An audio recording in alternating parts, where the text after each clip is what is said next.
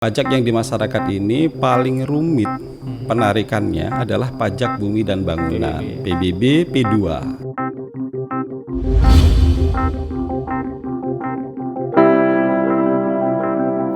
Selamat siang menjelang sore. Hari ini saya kedatangan guru saya ini dari Waituba dulu, Pak Nuryadin Ali Mustafa. Ya, Pak Nuryadin, selamat datang di ikutan podcast.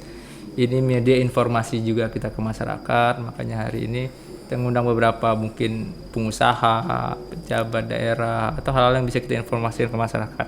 Hari ini Kepala Bapenda Kabupaten Waikanan Pak Nuryadin bisa hadir. Sebelum itu Pak, biasanya perkenalan dulu nih.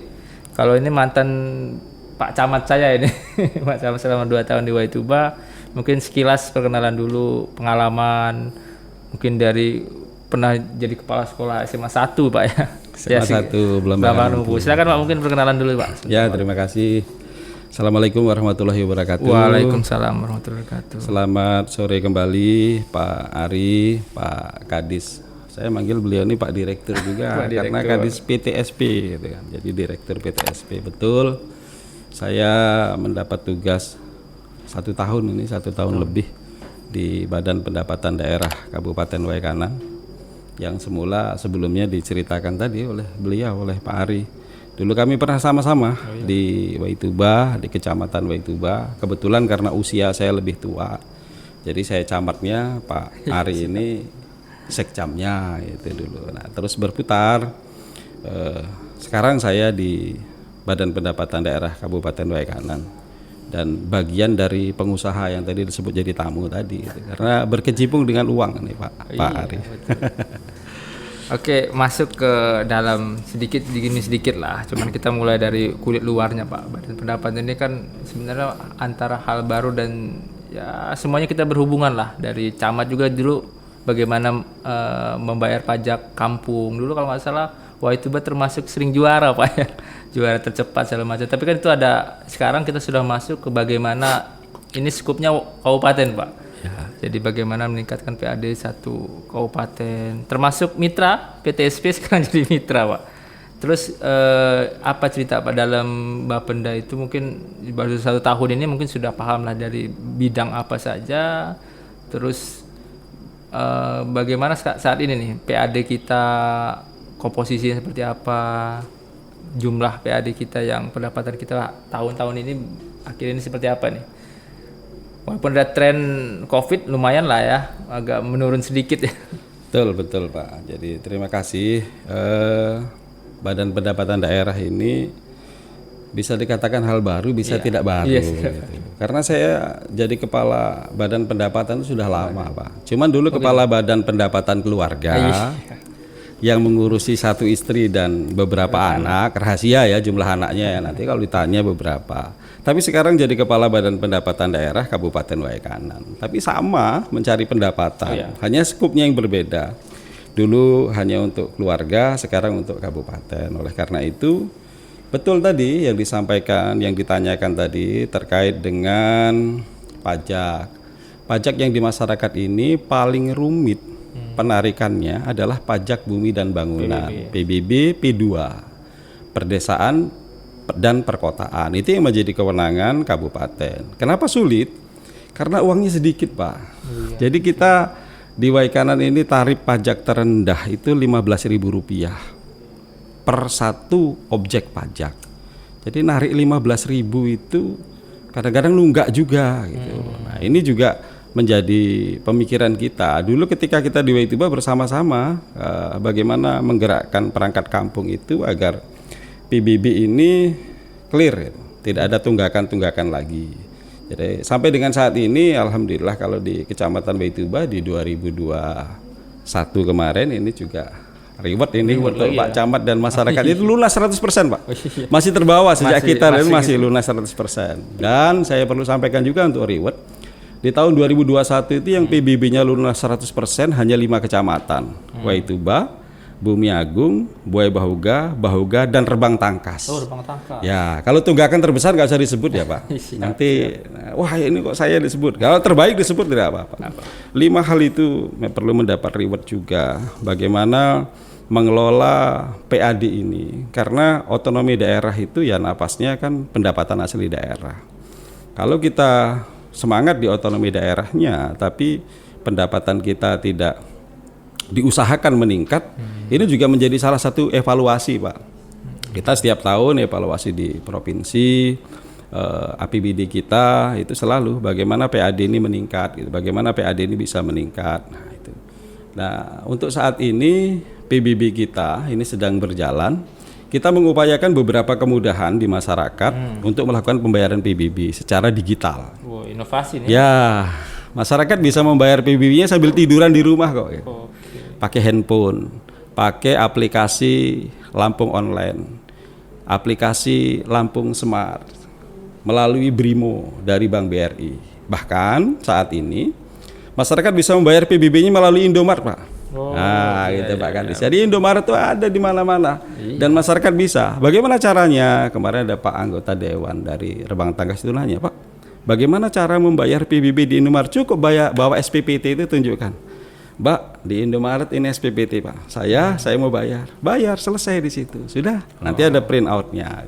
Jadi sekarang diberi kemudahan. Kita bekerja sama dengan Indomaret, dengan Bank Lampung, dengan BRI, dengan BNI juga. Yang terbaru ini kita sama-sama dengan BNI. Kemarin kita melakukan kerjasama dengan Bank Negara Indonesia, BNI yang terbaru ini.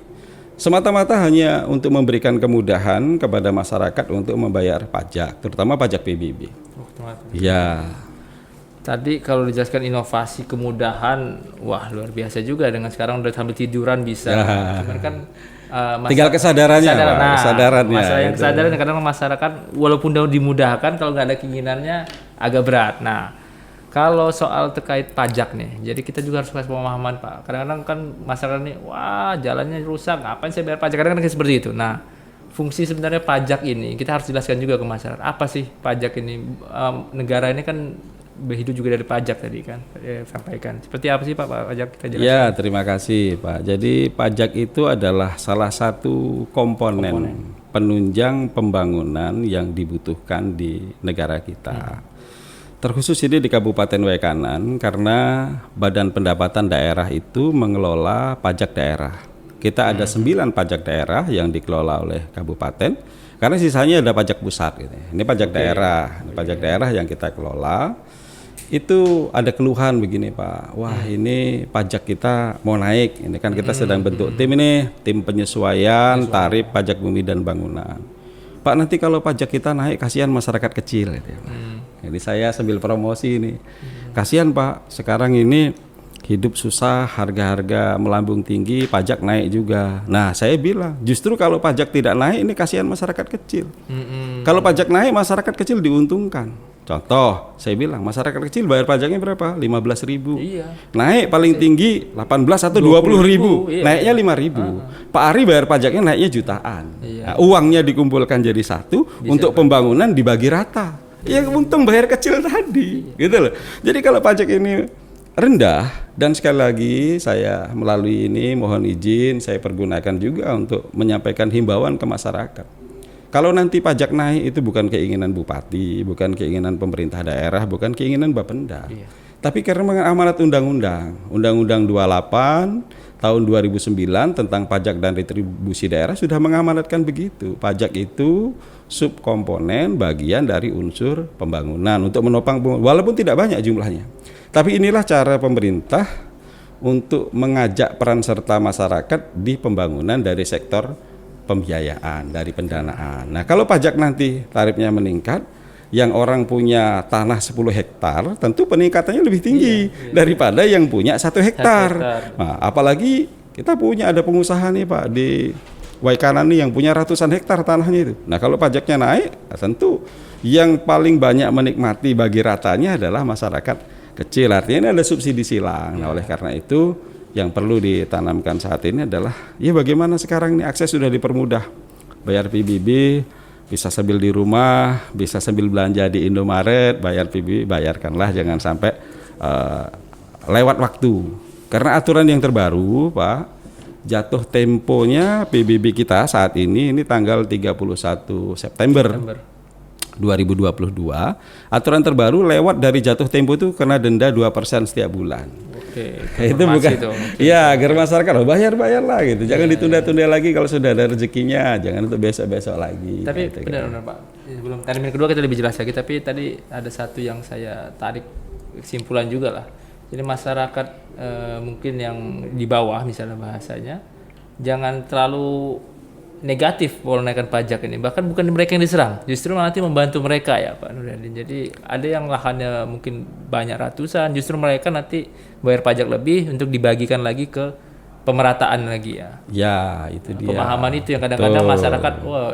Betul. Terus kami juga menghimbau Pak Ari agar masyarakat dengan kesadaran, ini kan banyak juga lahan yang dikuasai oleh masyarakat, tetapi memang tidak terdaftar nomor objek pajaknya. Ketika nanti tanah ini sengketa bermasalah, nah tidak ada penguatan.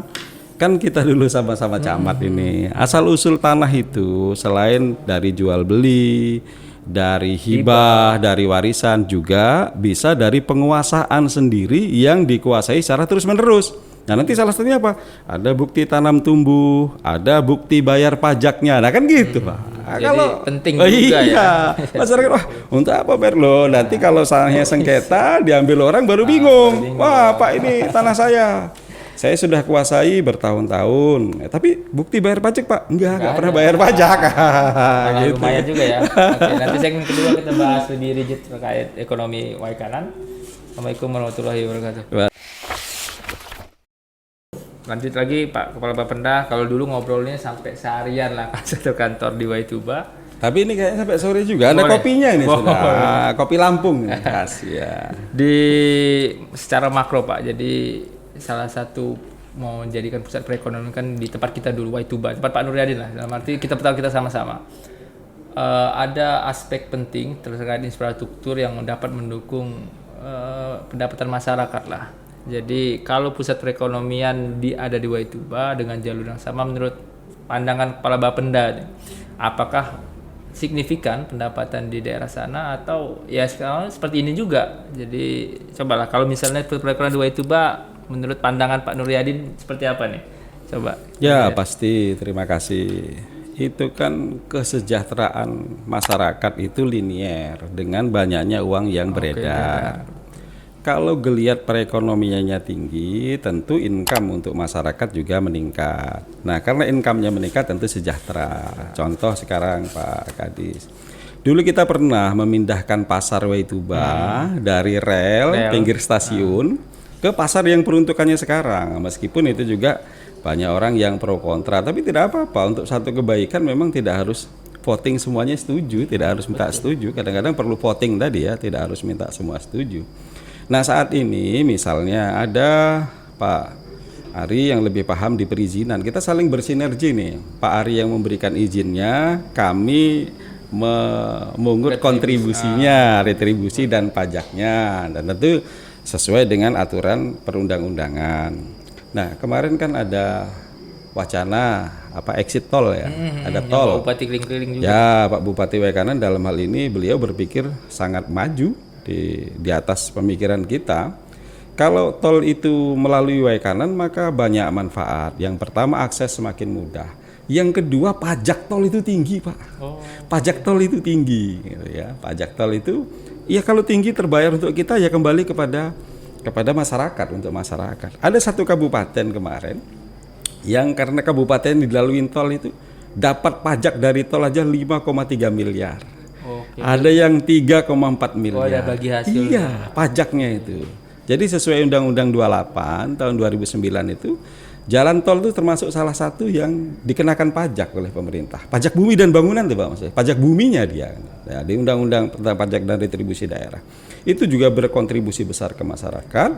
Tentu apabila PAD kita meningkat, pembangunan yang bisa dilakukan juga makin besar, manfaat bagi rakyat juga. Ya, itu dari sisi finansial. Dari sisi kesejahteraan tentu masyarakat juga bisa melakukan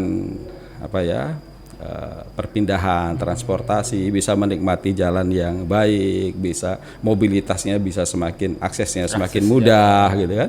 Tentu ini juga bisa berjualan seperti kalau Bandara Lanudat Gatot Subroto sudah beroperasi. Nah tentu nanti semua jualan laku Pak. Orang jualan di sana sore, siang, hari. Contoh tempat-tempat keramaian itu kan orang berjualan. Kata orang di mana ada gula di situ.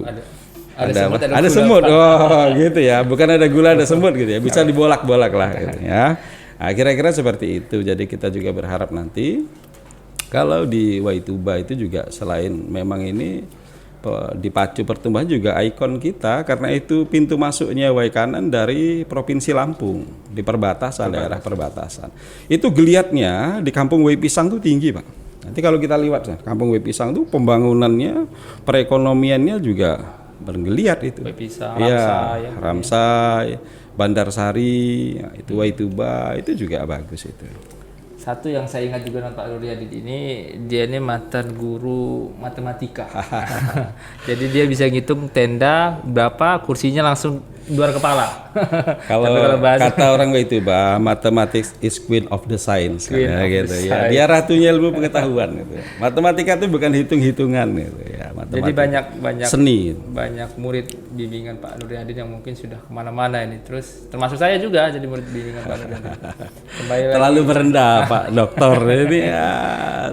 Kembali lagi ke ini. Jadi kesibukan selain Pak, ini kan Bapak Pendat tetap kita mikir tentang masyarakat juga. Terus masih ngajar di UT Pak, ini berbagi ilmu lagi? Ya, di Universitas Terbuka kita itu. Punya loh, Waikanan punya loh UT. Di Waituba saya ngajar dari Sekcap tuh, saya ngajar UT Pak Nuryadin.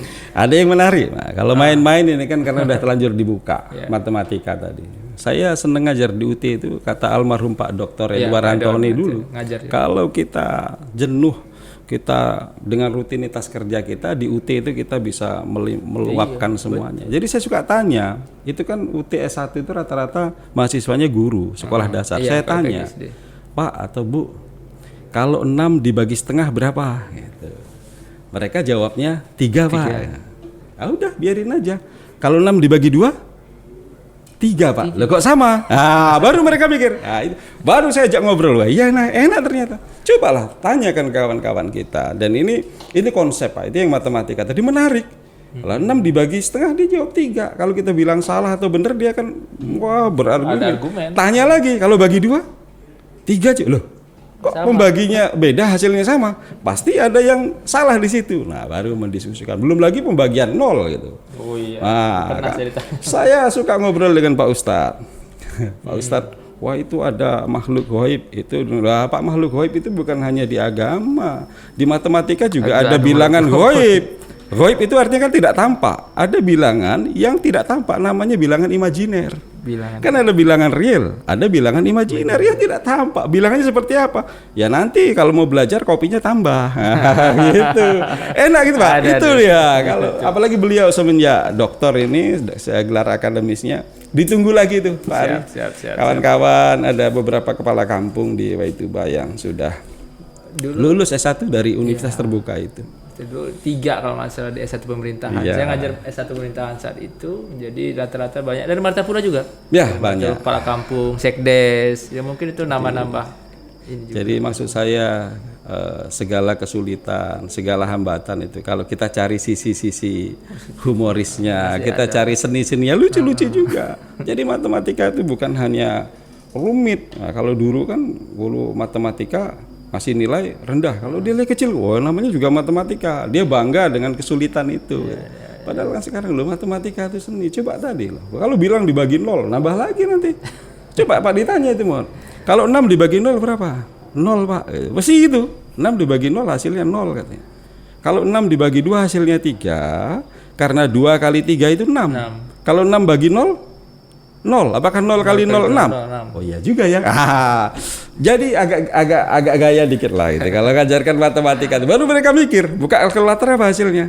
Kan gitu kalau di kalkulator. Nah, kira-kira ilmunya Pak Dr. Ari ini kita cari yang hal-hal yang yang bisa dijual di masyarakat. Kita jual masyarakat. Kita ajarkan masyarakat ini ya bernegara ini juga orang pada anti matematika, anti bernegara. Sebenarnya kalau kita anti bayar pajak tadi, kita dijelaskan dengan mikir bahwa bayar pajak itu memberatkan. Nah, ini buat siapa? Ini buat enggak juga. Membayar pajak itu beban. Tambah lagi Pak Ari, satu sedikit.